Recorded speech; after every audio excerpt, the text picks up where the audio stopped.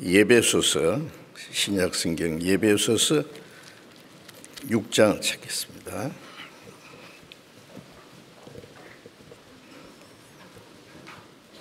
예배소서 6장 1절부터 4절까지 읽겠습니다. 예배소서 6장 1절부터 4절까지.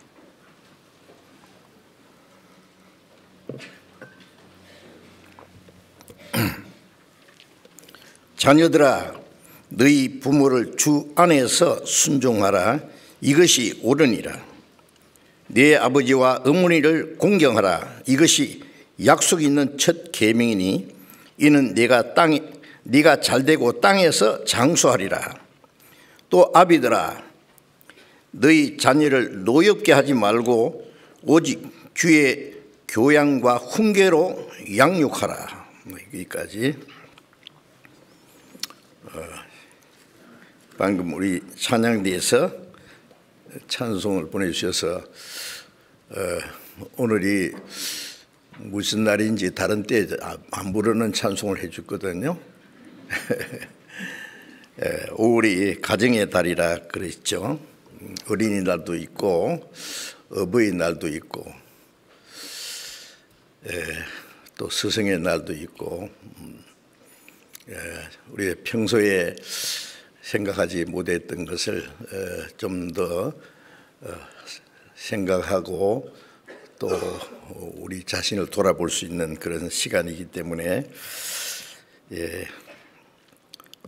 오늘 그리스도인의 가정생활이라는 그런 제목으로 말씀을 드리려고 합니다. 가정이라 그러면은 아버지와 어머니, 또 아들, 딸, 자녀들, 또 남편과 아내가 중심이 돼서 가정 생활을 한다고 생각합니다. 그리스도인의 올바른 신앙생활은 가정 생활에서부터 시작된다고 할 수 있어요.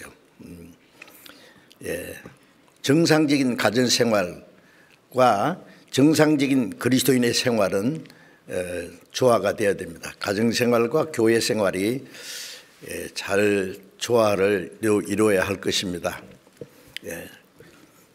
어떤 사람은 가정 생활은 아주 끔찍하게 잘 하세요. 가족들끼리, 자녀들과 또 남편과 아내 참 사이좋게 지내는 것 참 보기 좋고 행복한 일이죠. 그런데 교회 일은, 신앙생활은 좀 열정이 부족한, 주님의 일에는 좀 등한히 하는 그런 분들이 있어요. 또 반대로 어떤 사람은 교회 일은 너무너무 열심히 하는데 가정생활은 소홀히 하는 사람이 있습니다. 이건 조화를 이루어져야 되는데 그게 좀 잘못된 거죠. 정상적인 가정생활과 교회 생활은 잘 조화를 이루어서 연결돼야 될 겁니다. 그래서 오늘은 그리스도인의 그 가정생활이 무엇인지를 성경을 통해서 좀 말씀을 배우고자 합니다. 성경에는 이 그리스도인의 가정생활에 대해서 아주 자세히 설명한 말씀들이 많이 있습니다. 오늘은 그 말씀을 다 드릴 수는 없고 이제 읽은 말씀을 통해서 자녀가 부모에게 해야 될 일, 부모가 자녀들에게 어떻게 해야 될 것을 성경을 통해서 좀 말씀드리고자 합니다.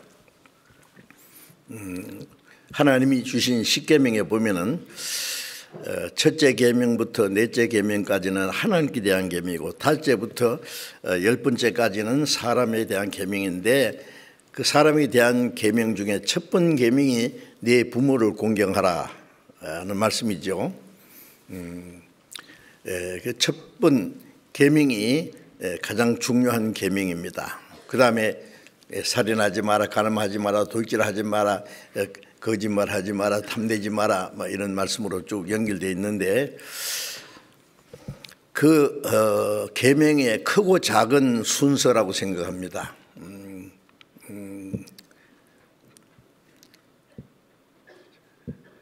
제일 큰 계명, 사람에게 주신 계명이 첫째 계명이 네 부모를 공경하라, 그죠? 그다음에 살인하지 마라. 자, 우리가 생각할 때는 사람이 짓는 죄 중에 가장 큰 죄가 살인죄, 살인죄 다음에는 간음죄, 또 도둑질하는 죄, 거짓말하는 죄, 뭐 이렇게 순서가 될 텐데 살인죄보다 더 큰 죄가 부모에게 불효하는 죄라는 것을 생각해야 됩니다. 그래서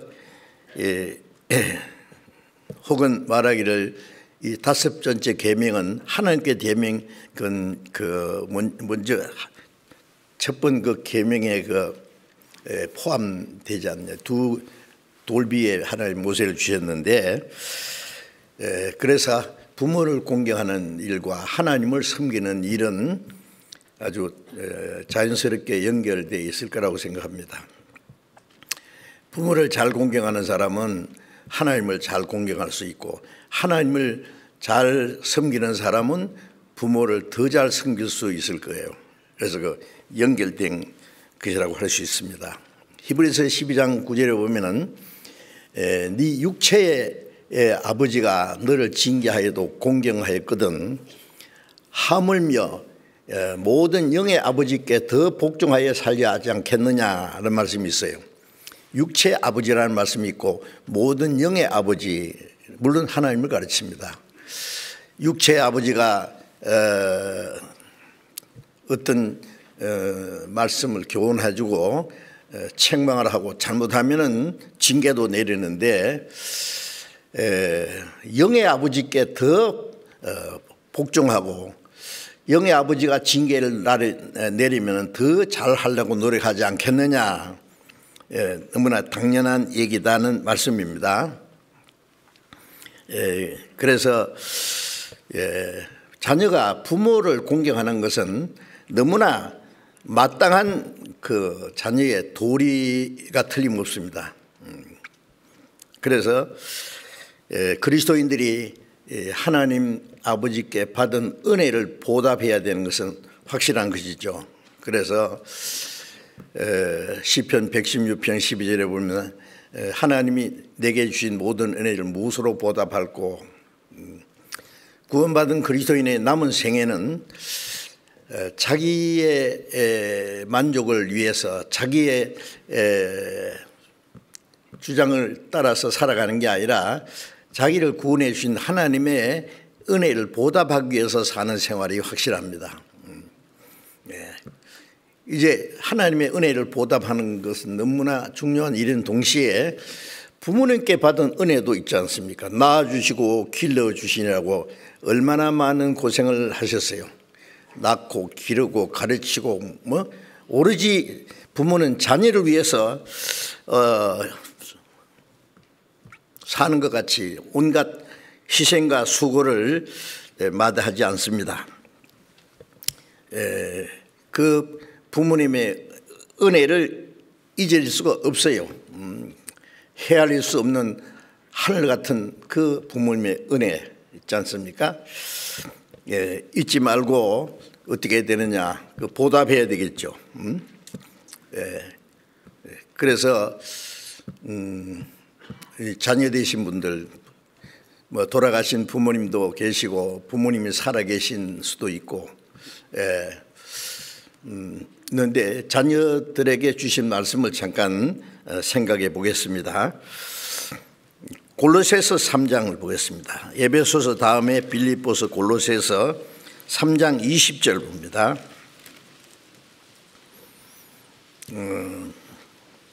골로새서 3장 20절. 자녀들아 모든 일에 부모에게 순종하라. 이는 주 안에서 기쁘게 하는 것이니라. 자녀들아, 자녀들아 모든 일에 부모에게 순종하라. 자, 모든 일에 부모에게 순종을 하라. 이게 명령입니다.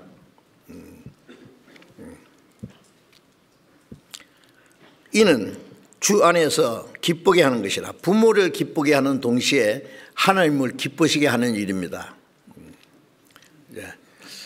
부모를 섬기고 공경한다는 것은 너무나 중요한 일이에요. 부모님이 살아계실 때 부모님에게 효도할 수 있는 기회가 있을 때에 그 효도를 잘 해야 될 겁니다. 살아계실 때에 효도하지 않으면 돌아가신 후에 후회한다고 하죠. 어릴 때 공부하지 않으면 나중에 후회한다. 부모님이 살아계실 때 잘 효도를 하라 하면 돌아가신 후에 아주 후회를 많이 해요. 제 부모님도 오래전에 돌아가셨는데요. 제가 생각하면 저도 효도를 잘 못했어요. 근데 효도하기 싫어서 안 한 게 아니라 제가 어릴 때부터 신앙생활하고 신학교에서 공부하고 신학교 다니면서부터 전도하고 그 다음에 계속 전도하는 데 너무 바빠서요. 옆집 사람들이 저 집에 아들이 있는지 없는지도 몰랐다고 하는 거예요. 제 동생도 있지만은요. 왜냐하면 밤중에 왔다가 새벽에 가거든요.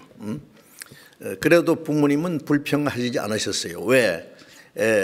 이 세상에 잘못된 일을 하는 것이 아니라 하나님을 위해서 복음을 전하기 위해서 하는 일이라고 알기 때문에 제가 부모님을 전도해서 구원받게 하고 제 손으로 아버지 어머니 침례를 드리고 신앙생활을 잘 하셨기 때문에 저에 대해서는 도무지 불평을 하시지 않고 같이 기도해 주시고 그랬어서 큰 문제는 없습니다만은 그러나 부모님에게 잘 효도하지 못한 것을 참 저도 생각하면 이 어버이날 될 때마다 참 이 마음이 아픕니다.